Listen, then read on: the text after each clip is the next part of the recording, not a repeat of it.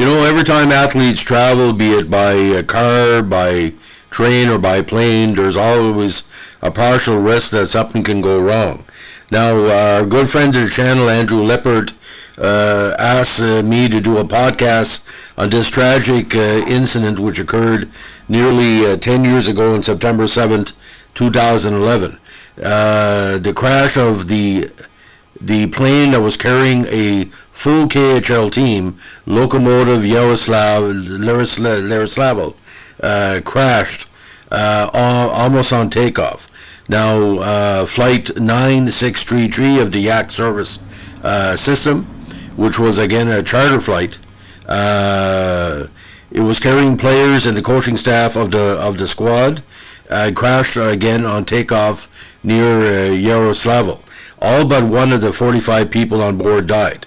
The aircraft overran the runway at Tunashana Airport before briefly lifting off, striking antenna masts, catching fire, and crashing on the bank of the Volga River. Now, this devastating incident killed many talented people, and many people that were giving their best to hockey, including former talented NHLer Brad McCrimmon, and that alone was enough of a loss. But to lose 4 dozen other people in such a unnecessary way really hurt the KHL and all of hockey in Russia for years. Now, the squad was on its way to Minsk, Belarus, to start the 2012 season. Now, all players from the main roster and 4 from the U team were on board and died in the crash. The only survivor, ironically, was the aircraft's mechanic. The subsequent investigation determined that several factors contributed to the crash, including poor training, the incorrect calculation of the takeoff speed by the flight crew, and the inadvertent application of wheel braking by one of the pilots, who had improperly placed his feet on the pedals. It was later revealed that the pilot had used falsified documents to obtain permission to fly the aircraft, and that both crews lacked the training necessary to fly the Yak-42. Now, I've covered numerous plane crashes through the years, especially the Lowell police officer crash in northern New Brunswick in Eel River Crossing, where it was a total mechanical error, where the plane basically, the head gasket and the other mechanizations on a plane failed. Wasn't the fault of the pilot or the passengers in no shape or form. But this caused a heavy scandal within Russia and the international hockey community. Now, at the time of the crash, Yaroslavl, or Lokomotiv, I'm going to call it, was one of the top ice hockey teams in Russia, which was originally established in 1959. The team won the Russian Open Championship in 1997, 2002, and 2003, and were finalists in 2008 and 2009, making it to the turnaround in the playoffs in 4 straight seasons. They lost the KHL Western Conference Finals the year previous to 4-3 to HC MVD, and lost in the 2011 KHL Western Conference Finals to Atlant Moscow Abelos in 6 games. Several players were about to make their debut with the squad, including former NHL players Ruslan Sely, Karoslav Skrastins, and also set to make their coaching debuts were former NHL players Igor Kovalev and, of course, Brad McCrimmon. The accident was the second plane crash in Russia involving a major hockey team. The entire VVS Moscow team died in a 1950 plane crash near Sverdlovsk. Now, in 2009, the Yak service, the airline operating the accident aircraft, had been investigated by the European Commission following airworthiness and air safety concerns. Russian authorities imposed restrictions on the carrier and made Yak service subject to ramp inspections to international standards. Now, in May 2010, the Russian Transport Ministry prohibited Yak service from flying into European Civil Aviation Conference airspace, a restriction that was lifted the following August. The European Commission, however, was not satisfied that mandatory equipment was present on all Yak service aircraft, and banned 2 of the company's Yak 40s from operating European airspace. Now, the crash, again, a tragic situation. On the day of the accident, the weather at Tunashana Airport was good with light winds, good visibility, and a temperature of 64 Fahrenheit. The Yak 42 entered runway 0523 at taxiway 5, located 300 meters from the runway threshold. Now, runway 0523 was 3,000 meters long, leaving 2,700 meters for the takeoff run. After the aircraft was cleared to take off, it accelerated to an estimated 230 kilometers an hour but failed to lift off. The Yak 42 ran off past the end of the runway for 400 meters or 1,300 feet before lifting off. It then struck a beacon tower mast located about 1,480 feet from the end of the runway, without climbing more than an estimated 20 feet from the ground. After the impact with the mast, the aircraft veered left and crashed on the riverbank of the Tonashanka River, 200 meters from where it joins the Volga, losing its tail assembly on impact, while the front part of the jet disintegrated. The tail section came to rest in the water, while the rest of the fuselage ended up on dry land. The location of records was approximately 2 kilometers from the end of the runway. Now, witness reports described the aircraft as bursting into flames after hitting the mast. Another witness reported describing the engines as going silent moments before the crash. Another report indicated that the aircraft hit some trees before it crashed. A security surveillance camera mounted on the mast recorded the approach of Yak 42 at high speed, running off the end of the runway, only meters above the ground, the nose pulling up moments before impacting the mast. Debris from the aircraft was found just past the mast site, continuing from that point to the crash site. The crew did not report any technical problems, the airport controllers. Now, aircraft manifest listed 8 crew and 37 passengers. The flight crew included people with massive hours of experience. Now, the only survivor, the flight's mechanic Alexander Sizov, who traveled in the passenger cabin, was lucky to survive. Now, Alexander Galimov, one of the team players on board, was found alive and hospitalized, but died 5 days later. The bodies of the victims were all recovered from the scene. According to the eyewitnesses, both Galimov and Sizov were severely burned, but were conscious while being rescued. Both Galimov and Sizov were transferred to Moscow for treatment to replace in medically induced comas to relieve stress. However, Galimov died on 12 September at the Vishenki Institute of Surgery. Sizov was moved from intensive care to a ward on 12 September, and his life was considered to be out of danger. Now, he was discharged from the hospital on 28 October. Now, 26 players of Lokomotiv were killed. Defenseman Vitaly Anikenko, Mikhail Baladin, defenseman, Shanani Shurlarov, Pavel Dmitria, very talented player, Robert Dietrich, Alexander Galimov, Marat Kuliman, Alexander Kelyanin, Andrei Kiryukin, Nikita Klyukin, Stefan Liv, Jean Marek, Sergei Ostapchuk, Karol Rashenichuk, Ruslan Sally, Maxim Shuvalov, Carlos Sekrantis, Pavel Snomistin, Daniel Sobchenko, Ivan Takashenko, Pavel Trakonov, Yuri Urshevshekev, Yosef Vashek, Alexander Yasunov, Alexander Zhukin, and Artem Zharshuk.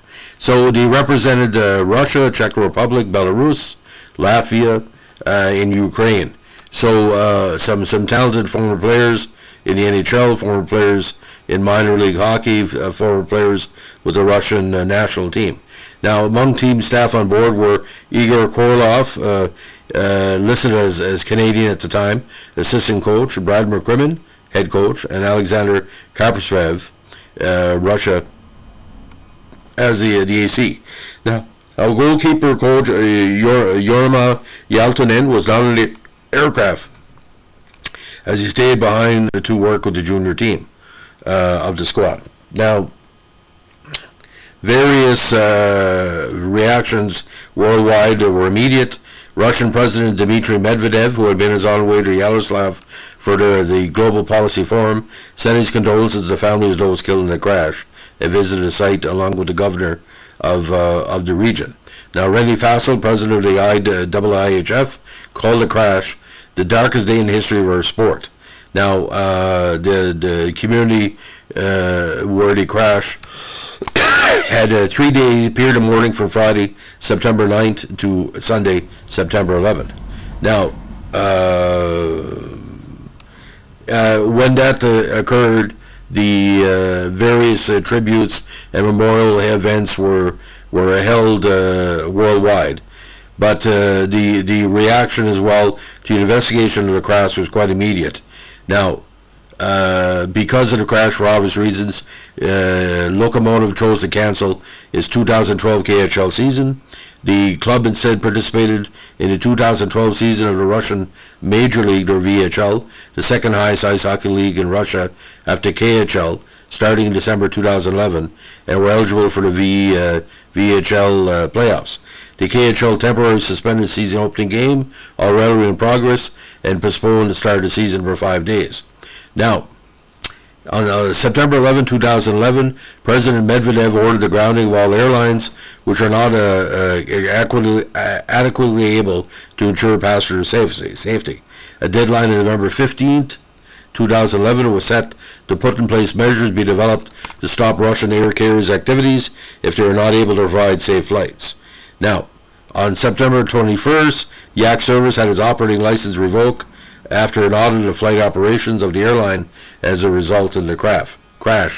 Now, there was an investigation and trial which was ongoing for most of 2011.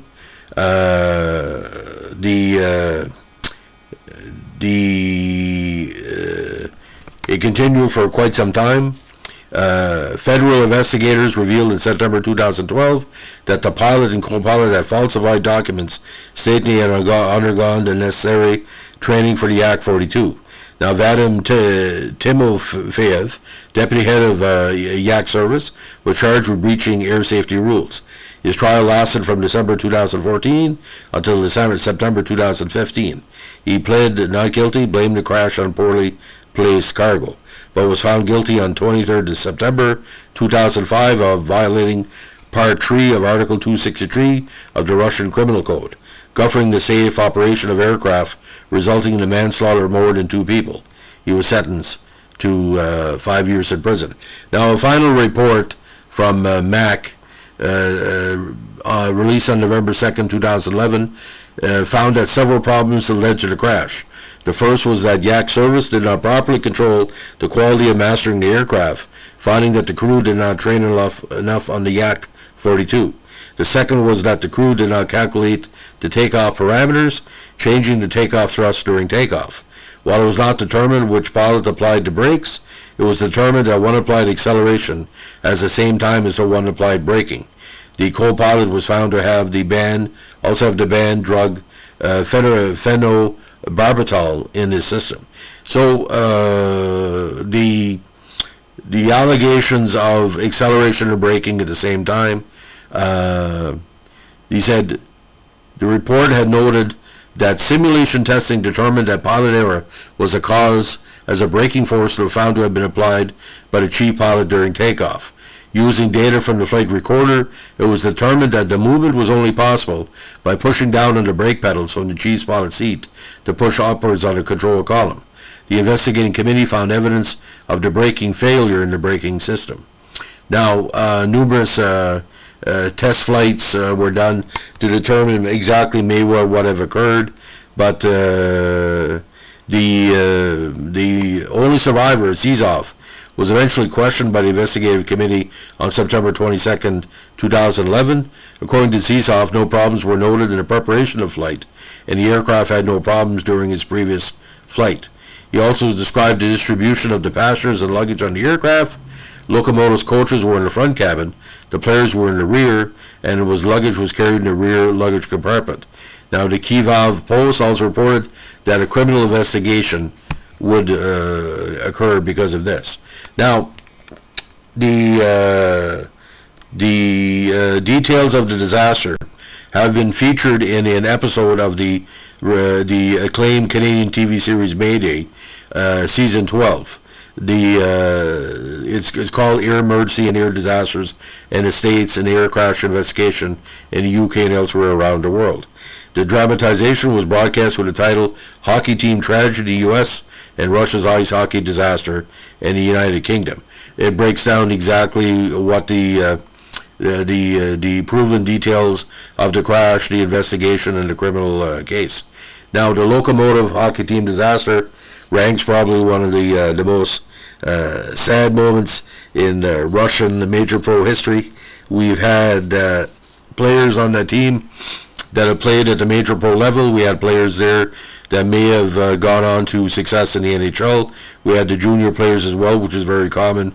We know a lot of the European leagues have primary and secondary teams. Primary with the what they call the over 18s, over 19s, and the junior squads.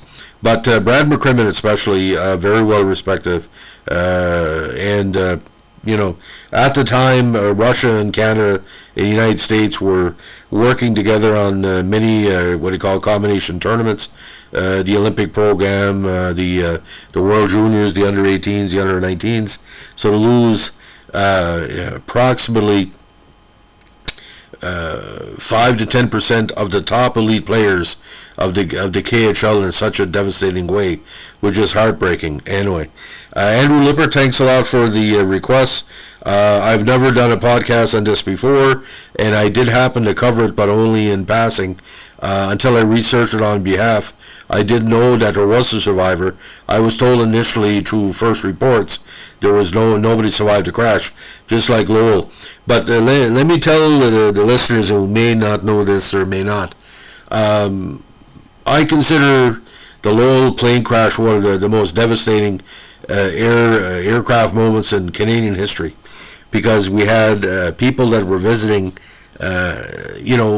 Maine and New Brunswick, enjoying a vacation, enjoying leisure, and mechanical problems caused a major malfunction, and the pilot basically as well, according to reports, he crashed the plane outside a residential area. If he would have crashed within a residential area, he would have killed countless more on the ground. An aircraft crash happened so fast, and there's so many factors. It's not something that you can study overnight, but a perfect storm of factors: bad plane, like some bad decisions in flight, but to put on the brakes and hit the acceleration at the same time. You do the math on physics. You can't lift off like you should. And was it too short of a runway? I'm not one to say yes or no, but most major runways, there are some runways in North America where the runways are too short, but the pilots are trained to adapt. In this case, just a perfect storm of errors.